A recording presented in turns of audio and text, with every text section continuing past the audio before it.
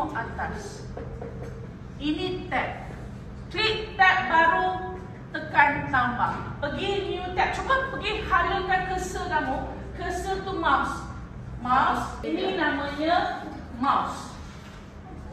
Siapa boleh guna mouse, pakai mouse. Kalau tak ada, kita guna ni. Dekat komputer ni ada ni mouse ni. Faham? Okey. Faham? Okay, cikgu tak marah tau. Soalnya cikgu memang macam ni. Korang yang balik rumah kata cikgu Linzat marah pula. Okey, cuba ambil cursor. Saya akan ambil saya punya mouse, saya punya ni.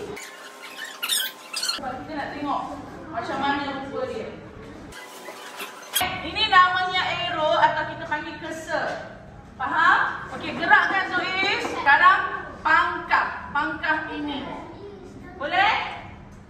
Kalau pangkah itu, yang itu saja dia tutup. Kalau cikgu kata open new tab, gimana? Awak nampak tak tambah ni? Okey, jangan tekan lagi. Nampak tak tambah ni? Pergi dekat tambah. Okey, nampak dia tulis new tab? Kan? Open new tab tu maksudnya macam buka window baru. Faham? Okey, cuba awak klik new tab. Nampak dia buka baru. Betul tak? Magic kan? Okey, sekarang semua orang pergi delima. Kalau cikgu kata semua pergi delima, sini delima. Faham? Ada tak berdelima? Kalau tak ada, buka dekat new tab. Contohnya, cikgu suruh kata, Zuif cuba pangkah ni. Okey, sekarang cikgu kata pergi delima.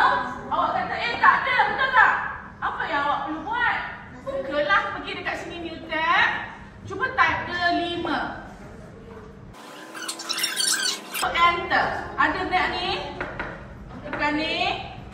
Scroll ke bawah. Tekan. Klik here to login. Okey, masuk kembali apa? Scroll ke bawah. Okey, pandai. Okey, password. Scroll ke bawah. Okey, dah. Okey, tekan ni arrow ni. Lepas tu scroll ke bawah. Continue. Scroll ke bawah. Allow. Dan terus kita masuk dekat mana? Delima. Pastikan kalau cikgu kata masuk delima, tengok. Tengok tab. Tengok tab. Bukan tablet yang kamu main kat rumah tu. Faham? Okey, sekarang masuk classroom. Kamu dah buka kan? Tengok.